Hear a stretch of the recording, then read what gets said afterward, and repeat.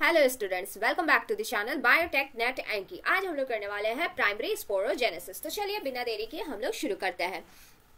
तो primary sporogenesis या तो डायरेक्टली डेवलप हो जाता था किसमें, पोलन मदर सेल्स में, या फिर वो फर्दर सेल डिवीजन करता है। ठीक है, तो आज हम लोग पढ़ने वाले हैं प्राइमरी स्पोरोजीनियस सेल्स के बारे में। ठीक है, ये या तो डायरेक्टली डेवलप हो जाएगा किसमें, ये या तो डायरेक्टली डेवलप होता है, develop into pollen mother cell.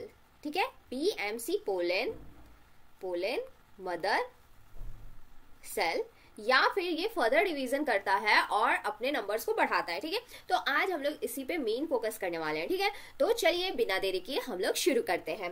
Pollen mother cell further mitotic division करता है, मियोटिक डिवीजन करेगा, मियोटिक डिवीजन करेगा और 4 हैप्लॉइड सेल्स में डेवलप होगा। ठीक है, तो यहां से आपका हैप्लॉइड कंडीशन जनरेट हो गई। ठीक है, 4 हैप्लॉइड माइक्रोस्पोर्स का फॉर्मेशन करेगा। किसका फॉर्मेशन करेगा? माइक्रोस्पोर्स का। माइक्रोस्पोर्स जिसे हम लोग क्या कहते हैं, जिसे इसके अरेंजमेंट को हम लोग माइक्रोस्पोर टेट्राड कहते हैं। ठीक है, इसके अरेंजमेंट को, ये माइक्रोस्पोर्स किस तरह से अरेंज्ड है पोलन सेक में, उससे अरेंजमेंट को हम लोग क्या कहते हैं? Microspore tetrad. क्या कहते हैं? Tetrad, microspore tetrad. ठीक है, टेट्राड। और ये जो माइक्रोस्पोर टेट्राड है ये फर्दर डिवीजन करेगा और माइटोसिस 1 और माइटोसिस 2 फर्दर डिवीजन करेगा और ये डेवलप होगा मेल गैमेट में। ठीक है, किस में डेवलप होगा? मेल गैमेट में डेवलप होगा। तो आज हम लोग इसी पूरे प्रोसेस को देखने वाले हैं। और जो कंडीशन होती है यहां से यहां तक की आपकी, यानी माइक्रोस्पोर से फर्दर माइटोसिस होने के बाद जो कंडीशन होती है, इसे ही हम लोग क्या कहते हैं? गैमिटोजेनेसिस। ठीक है, इसे हम लोग गैमिटोजेनेसिस कहते हैं। और जो ये कंडीशन है आपकी, यानी पोलन मदर सेल से फोर हैप्लॉइड माइक्रोस्पोर्स का बनना, आपका माइक्रोस्पोरोजेनेसिस कहलाता है। क्या कहलाता है? माइक्रोस्पोरोजेनेसिस। ठीक है, ये आपका कहलाता है माइक्रोस्पोरोजेनेसिस। तो यहां से हम लोगों ने देख लिया माइक्रोस्पोरोजेनेसिस क्या होता है, यानी 4 हैप्लॉइड माइक्रोस्पोर का प्रोडक्शन आपका माइक्रोस्पोरोजेनेसिस कहलाता है। और उस 4 माइक्रोस्पोर से आपका जो मेल गैमेट बनता है उसे हम लोग माइक्रोगैमिटोजेनेसिस कहते हैं। ठीक है, तो ये चीज आपकी क्लियर हो गई। अब हम लोग यहाँ पे जो टेट्राड का अरेंजमेंट है, ये जो माइक्रोस्पोर का अरेंजमेंट है वो फर्दर डिवाइडेड होता है बहुत से पार्ट में। जैसे कि अगर आपका जो अरेंजमेंट है, हम लोग यहाँ अरेंजमेंट के बारे में पढ़ लेते हैं, माइक्रोस्पोर के अरेंजमेंट के बारे में। ठीक है, माइक्रोस्पोर अरेंजमेंट के बारे में पढ़ लेते हैं। ये माइक्रोस्पोर का अरेंजमेंट या तो टेट्राड होगा, या तो ये माइक्रोस्पोर का अरेंजमेंट टेट्राड होगा, या फिर आइसोबाइलेटरल होगा। ठीक है, आइसोबाइलेटरल होगा, या फिर ये कंडीशन आपकी डेसिक्यूसेट हो सकता है, या फिर लीनियर हो सकता है, या फिर टी शेप्ड हो सकता है। ठीक है, ये अरेंजमेंट माइक्रोस्पोर्स का अरेंजमेंट ये कुछ इस तरह से अरेंजमेंट होता है, टी शेप्ड हो सकता है। ठीक है, अब इसे डायग्राम से भी समझ लेते हैं, क्योंकि अगर बिना डायग्राम के आप लोगों को कैसे समझ में आएगा, कैसे इमेजिन कर पाएंगे आप लोग कि ये कैसी कंडीशन है। ठीक है, तो जो आपकी टेट्राड कंडीशन है वो कुछ इस तरह से होती है। ठीक है, ये आप लोगों का टेट्राड कंडीशन है। ठीक है, ये आप लोगों का टेट्राड कंडीशन है। आइसोबाइलेटरल कंडीशन आप लोगों का सिंपली 2 पार्ट्स में डिवाइड हो जा रहा है, ये आपका आइसोबाइलेटरल कंडीशन है। डेसिक्यूसेट कंडीशन आप लोगों का कुछ इस तरह से होता है।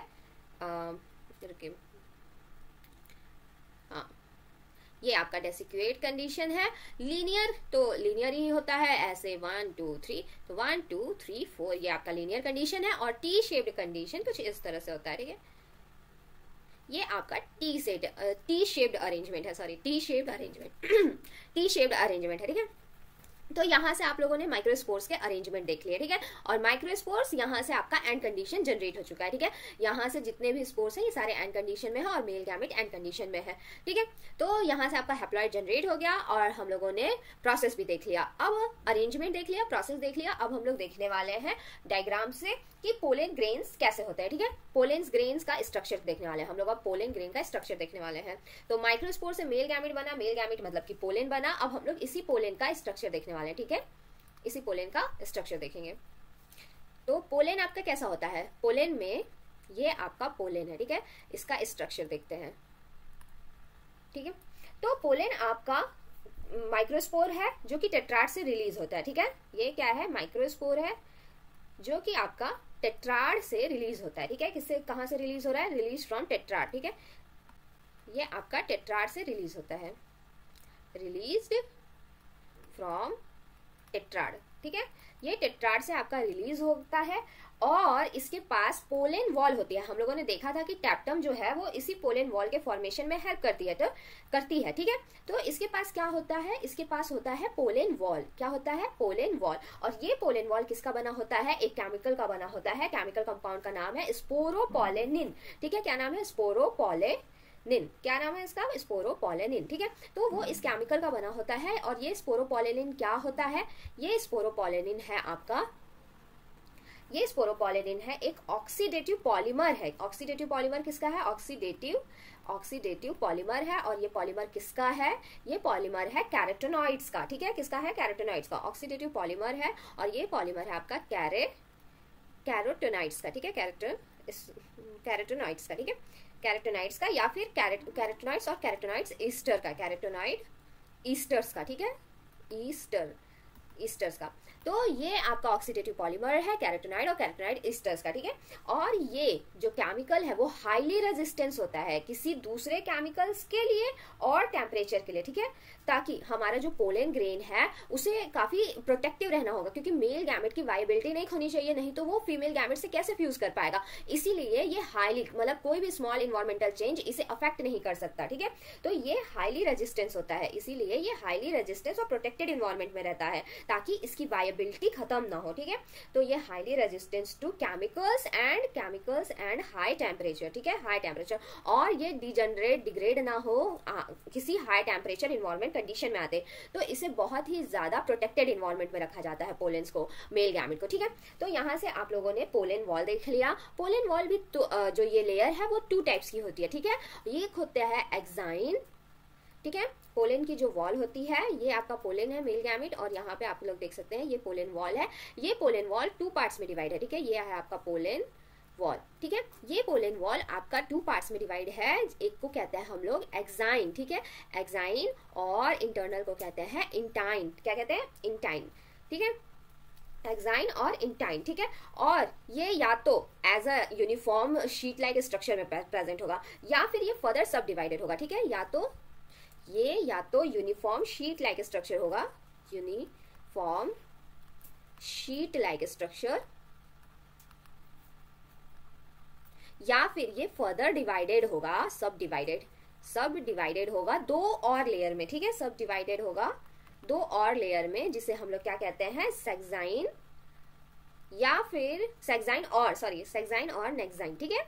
तो ये हुआ आप लोग का पोलेन वॉल, एक्साइन, इंटाइन, या तो यूनिफॉर्म शीट में रहेगा या फर्दर सब डिवाइडेड रहेगा सेक्साइन और नेक्साइन में, ठीक है। तो यहाँ से हम लोगों ने पोलेन वॉल देख लिया। पोलेन वॉल के बाद हम लोग अब डायग्रामेटिक्स से देखते हैं कि पोलेन ट्यूब का फॉर्मेशन कैसे होता है और ये कैसे हैप्लॉइड कंडीशन में जनरेट होता है, ठीक है। तो ये आप लोगों का टेट्राड कंडीशन है जिसमें आपका 4 माइक्रोस्पोर्स प्रेजेंट है, ठीक है। ये आपका टेट्राड कंडीशन है और जिसमें कि आपका 4 माइक्रोस्पोर्स प्रेजेंट है पोलेन सेग में, ठीक है।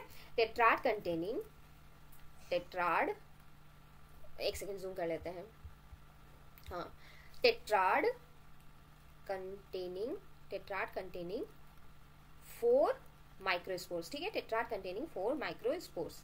इसके बाद ये एक पर्टिकुलर माइक्रोस्पोर्स को लेते हैं हम, ठीक है। ये पर्टिकुलर एक माइक्रोस्पोर है आपका जो कि पोलेन का फॉर्मेशन करेगा, ठीक है। ये माइक्रोस्पोर है, ठीक है। ये पर्टिकुलर एक माइक्रोस्पोर है जिससे आपका पोलेन का फॉर्मेशन होगा, ठीक है। माइटोसिस होती है, क्या होता है, माइटोसिस होती है, ठीक है, माइटोसिस होती है। और ये माइक्रोस्पोर्स फर्दर डिवाइड करके क्या बनता है, 2 काइंड ऑफ सेल्स का फॉर्मेशन करता है। लार्जर पार्ट को, यहाँ पे आपका पोलेन वॉल भी होनी चाहिए, ठीक है। ये वॉल है और इस वॉल में थोड़े थोड़े अपर्चर टाइप के पोर्स लाइक स्ट्रक्चर भी प्रेजेंट होते हैं, ठीक है। जहाँ पे ये जो स्पोरोपोलेनिन की लेयर है वो थिन होती है। तो ये यहाँ पे आप लोगों का बनेगा 2 तरह के सेल्स, ये फर्दर माइटोसिस करेंगे और 2 टाइप्स के सेल्स बनाएंगे। और एक लार्जर पार्ट होता है, लार्जर पार्ट, दूसरा आपका स्मॉलर पार्ट है, ठीक है, first one is larger, second one is smaller. और ये फर्दर अभी हम लोग ये बस डायग्राम जल्दी से देख लेते हैं। ये फर्दर फिर हम लोग डायग्राम को एक्सप्लेन करेंगे। ये फर्दर आपका वापस से माइटोसिस 2 करेगा और 2 सेल्ड कंडीशन बनाएगा। ये आपकी एक न्यूक्लियाई, ये आपकी 2 सेल्स कंडीशन बना लेता है और इस पूरे कंडीशन को हम लोग 3 सेल कंडीशन कहते हैं, ठीक है। और यहाँ पे आप लोगों का वॉल वॉल वॉल वॉल, ठीक है, ये आपका वॉल। अब इसके बाद ये फर्दर यहाँ से पोलन ट्यूब का फॉर्मेशन होगा, ठीक है। ये आपकी सेल हो गई, ओहो सॉरी, ये आपकी सेल हो गई, ये आपकी सेल हो गई और यहाँ से आपका पोलन ट्यूब का फॉर्मेशन हो गया। और ये पोलन ट्यूब में आपके 2 तरह के गैमेट्स होंगे, 2 मेल गैमेट होंगे। यहाँ पे ये दोनों आपके मेल गैमेट है, ठीक है। और ये ट्यूब सेल होगी, ठीक है, इसे हम लोग क्या कहते हैं, ट्यूब न्यूक्लियस, ठीक है, ये ट्यूब न्यूक्लियस है। और ये आपकी वॉल वॉल हो गई, ठीक है। तो आज के इस पूरे वीडियो लेक्चर में हम लोगों इतना ही। तो नेक्स्ट हम लोग इसी डायग्राम को और फर्दर एक्सप्लेन करने की कोशिश करेंगे। आज के लिए इतना ही। अगर वीडियो अच्छी लगी हो तो like, comment and subscribe the channel.